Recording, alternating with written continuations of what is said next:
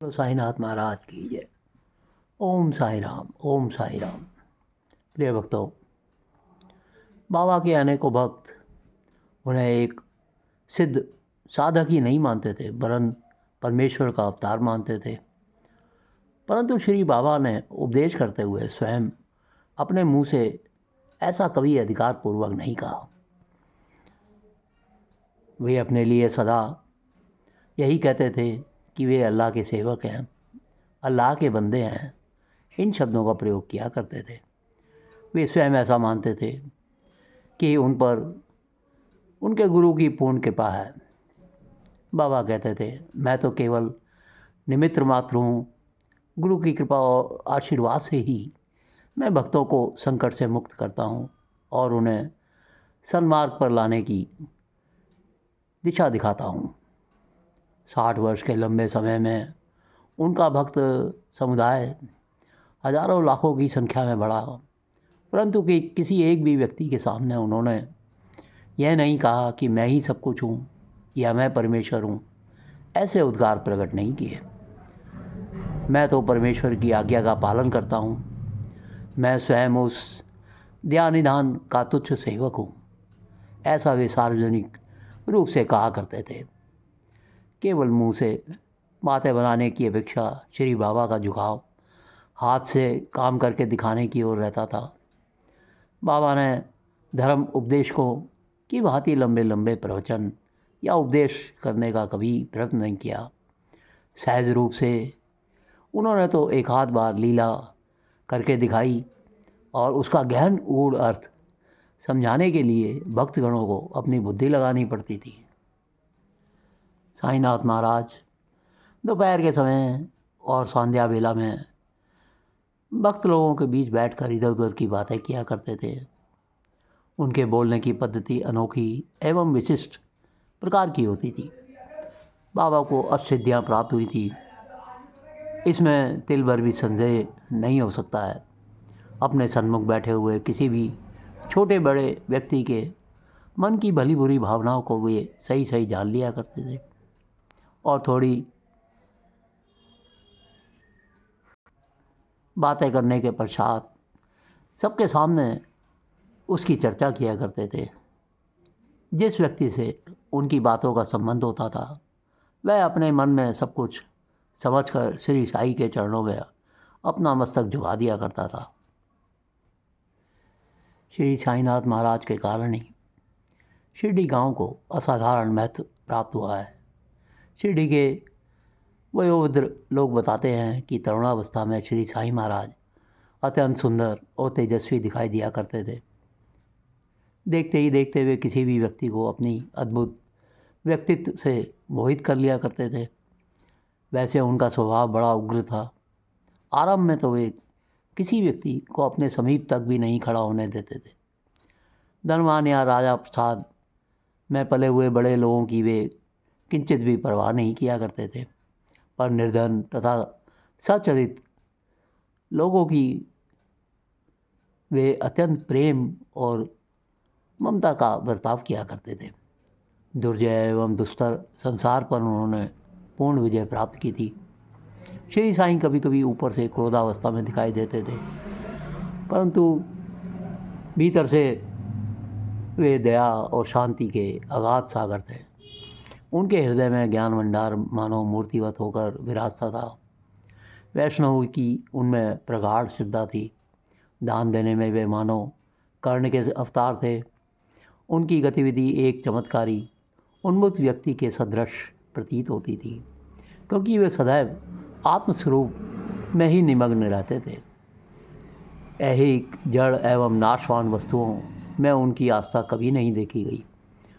उनका अंतरंग स्वच्छ जल के सरोवर की भांति शांत और निर्मल था, जिसका कोई भी भक्त स्वतंत्रतापूर्वक पान कर सकता था। निर्धन धनवान के भेदभाव से श्री साई महाराज आकाशवत ही अलिप्त रहा करते थे। उनके मुख से निकला हुआ प्रत्येक शब्द अत्यंत प्रभावशाली, मधुर एवं संजीवनी की भांति हुआ करता था। वे सब प्रकार के लोगों से मिलजुल कर रहते थे। कथा कीर्तन सुनने के लिए भी वे निर्दिष्ट स्थान पर चले जाया करते थे और कोई भक्त बुलाता था तो गज़ल कव्वालियों को भी बड़े प्रेम भाव से सुनने बैठ जाते थे। यही नहीं, गांव के लोक नृत्यों तथा नाच तमाशों में भी वे उपस्थित रहते थे, पर उनका अपनी चित्रवृत्तियों पर ऐसा कड़ा नियंत्रण था कि उनका मन एक क्षण के लिए भी कभी चंचल नहीं होता था। अनंत विशाल सागर की भांति उनका हृदय भी अत्यंत विशाल एवं अगाध था। शिरडी छोड़कर वे कभी बाहर नहीं गए, फिर भी संसार के सारे व्यवहार और घटनाओं का उन्हें पूर्ण ज्ञान रहता था। श्री साईनाथ महाराज के दरबार में मूर्तिमंत जगदम्बा जी तथा सरस्वती जी का सदैव वास रहता था। भक्तों को वे नित्य सैकड़ों बातें बताते थे और उस स्थिति में ही समाधि का आनंद भी लिया करते थे। द्वारका माई में प्रज्वलित धूनी के सन्मुख दीवार के सहारे जब श्री साई महाराज शांत चित्त से ध्यानमग्न हो बैठ जाया करते थे, तब वे पूर्ण ब्रह्म सिद्ध अवस्था में रहते थे। तथापि भक्तों को अपनी इस अवस्था का आभास तक नहीं होने दिया करते थे। मैं केवल साधक अवस्था में ही हूँ, ऐसा दिखाने का वे प्रयत्न करते थे। श्री साई महाराज के नेत्रों में कुछ ऐसा दिव्य तेज था कि सामने आए किसी भी व्यक्ति के मन में छिपी हुई दुर्भावनाएं या पाप वासनाएं उनकी दृष्टि से एक ही कटाक्ष से कपूर की भांति उड़ जाया करती थी और वह व्यक्ति पश्चाताप की अग्नि से ध्वस्त हो श्री साई के चरणों में अपना मस्तक झुका दिया करता था। श्री बाबा की एक विशेषता यह थी कि वे प्रत्येक भक्त को उसके इस देवता के अनुरूप ही दिखाई दिया करते थे। श्री साईं किसी को गोकुल के मेघवर्ण श्याम सुंदर के रूप में दिखाई देते थे, तो किसी विट्ठल भक्त को ऐसा चमत्कारी दृश्य दिखाई देता था कि मानो पंडरी के विठोबा ही कमर पर हाथ रख के खड़े हों। भक्तों के इस प्रकार के अनुभव भक्तों ने बताए हैं। श्री राय बहादुर हरि विनायक श्री साईं महाराज के परम भक्त थे। उन्होंने श्री बाबा के दर्शनों की लालसा से शिरडी आने वाले भक्तों की सुविधा के लिए एक बड़े भवन का निर्माण भी कराया है। श्री साठे जी के पास मेघा नाम का एक सेवक था। वह कट्टर शिव भक्त था। वह नित्य नियम से शिवलिंग की पूजा किया करता था। एक बार राय बहादुर साठे ने मेघा को श्री साईं बाबा की सेवा के लिए शिरडी भेजने की इच्छा व्यक्त की।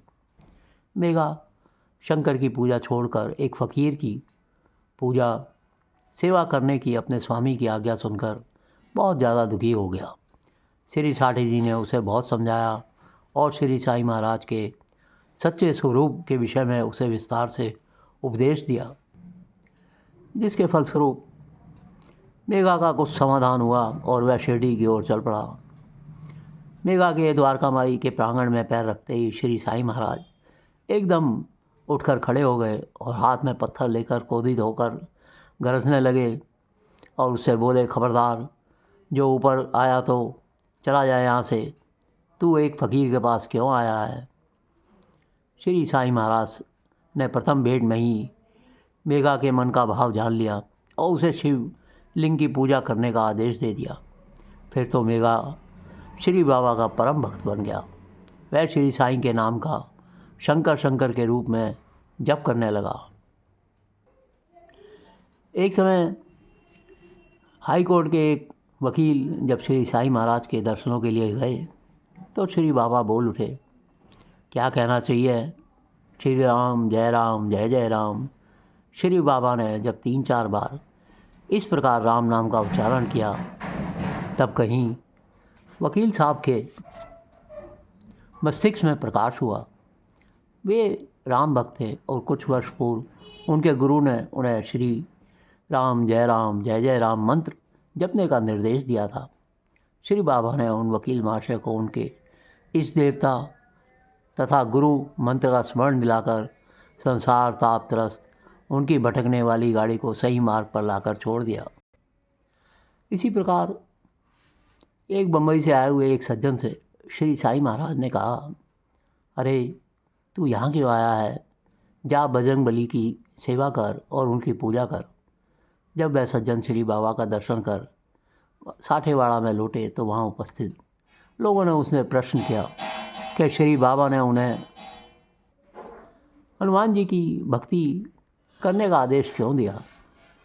तब उन्होंने उत्तर दिया, श्री साईं बाबा तो अंतर्ज्ञानी सत्पुरुष हैं। मेरे मन का भाव जानकर उन्होंने मुझे जो उचित था वही मार्ग दिखाया। क्योंकि मैं हनुमान जी का भक्त हूँ, ठाणा के प्रसिद्ध पंचमुखी हनुमान जी के मंदिर में नित्य नियम पूर्वक दर्शन किए बिना मैं अन्न भी ग्रहण नहीं करता हूँ। इन उदाहरणों से यह स्पष्ट हो जाता है कि जिस व्यक्ति को जिस देवता में श्रद्धा भक्ति होती थी, साईं उसे ही और अधिक दृढ़ किया करते थे।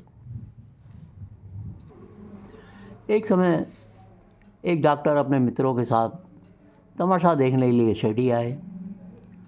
तमाशा इसलिए कि डॉक्टर राम भक्त थे और अपने आप को संध्या स्नान परायण कर्मकांडी ब्राह्मण मानते थे। उनकी छुआछूत की भावना भी बहुत ज़्यादा प्रबल थी और इसी कारण वे सोचते थे कि हम उस फ़कीर की मस्जिद में नहीं जाएंगे और ना ही उसके हाथ का प्रसाद ग्रहण करेंगे। इस शर्त पर ही डॉक्टर अपने मित्र के आग्रह पर केवल सैर सपाटा करने की भावना से शिरडी आए थे। डॉक्टर साहब के मित्र का श्री बाबा में पूर्ण विश्वास था। किसी भी बात के लिए दुराग्रह या हट न करके अपने आप जो योग्य एवं उचित समझो वही करो, उनके मित्र ने डॉक्टर साहब से ये कहा। ऐसा कहकर डॉक्टर साहब का मित्र उन्हें साथ लेकर श्री साईं बाबा के दर्शनों करने द्वारका माई पहुँचे। स्वयं श्री बाबा के चरणों पर अपना मस्तक रखकर उसने जो पीछे की तरफ मुड़कर देखा तो उनके मित्र डॉक्टर साहब भी श्री बाबा के चरणों पर अपना मस्तक झुकाए हुए थे। इस घटना को देखकर डॉक्टर साहब के मित्र ने उनसे एकांत में पूछा, आपने तो मना किया था कि आप फ़कीर के आगे सिर नहीं झुकाएंगे, फिर आपने भी साष्टांग दंडवत क्यों किया। डॉक्टर साहब के नेत्रों से आंसू बहने लगे। वे द्रवित हो भरे हुए कंठ से अति विनीत एवं पश्चाताप भरी वाणी में बोले, अरे मैंने तो सचमुच बड़ी भूल की थी। द्वारका माई में प्रवेश करते ही मुझे बाबा के स्थान पर श्री रामचंद्र जी की मंगल मूर्ति दिखाई दी। धन्य धन्य हे साईं नाम, तुम्हारी लीला अगाध है। इस दुष्ट को क्षमा करो। पुनः कभी अपने मन में ऐसे अहंकार और गर्व का संचार नहीं होने दूंगा। इस प्रकार साईनाथ महाराज भक्तों को कल्याण मार्ग का निर्देश करने के लिए नाना प्रकार के अत्यंत गूढ़ उपायों एवं स्वरूपों को काम में लाया करते थे। जैसे एक अष्टकोण हीरे की चमक चारों ओर भिन्न भिन्न रंगों में बिखरती हुई प्रतीत होती है और रंगों की ये विविधता देखकर जिस प्रकार मन चकित प्रफुल्लित हो जाता है, वैसे ही श्री साईं महाराज के भिन्न भिन्न भावों एवं चमत्कारों को देखकर भक्त के मन में प्रसन्नता की लहरें उड़ जाया करती थी। एक बार शुभ पर्वकाल आया देखकर दासगणु महाराज के मन में गंगा जमुना के संगम पर तीर्थराज प्रयाग में स्नान करने का संकल्प आया। शिरडी में भक्तों की गतिविधियाँ श्री बाबा की इच्छा के अधीन रहती थी। गंगा स्नान के लिए जाने की अनुमति मांगने के अभिप्राय से दासगणु महाराज नम्रता से श्री साईं महाराज के पास गए। श्री बाबा ने मधुर स्मृति से दासगणु जी की हंसी उड़ाते हुए कहा, अरे पगले, तीर्थ स्नान के लिए इतनी दूर जाने की क्या आवश्यकता है। अपना प्रयाग तो यही है, परंतु मन में दृढ़ विश्वास होना चाहिए।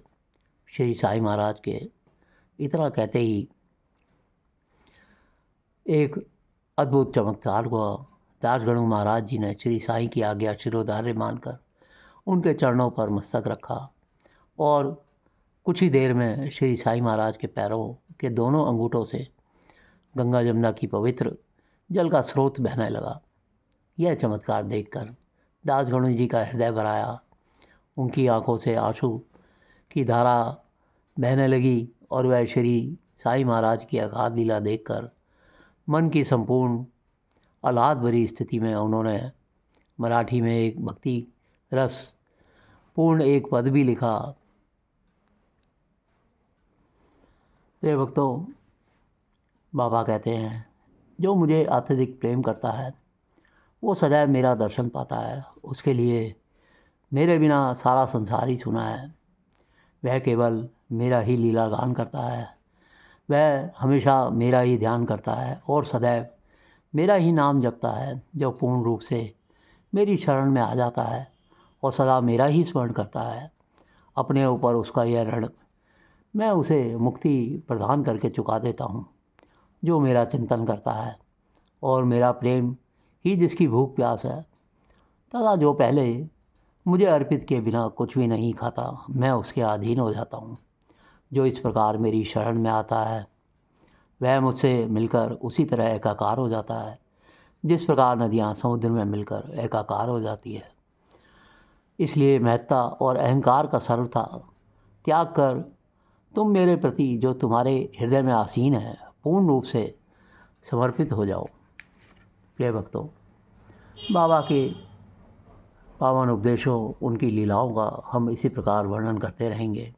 यदि आपको चैनल में रुचि आ रही है तो सब्सक्राइब ज़रूर कीजिए, लाइक और शेयर कीजिए और हर पल साईं बाबा का नाम लेते रहिए। ओम साईं राम, ओम साईं राम।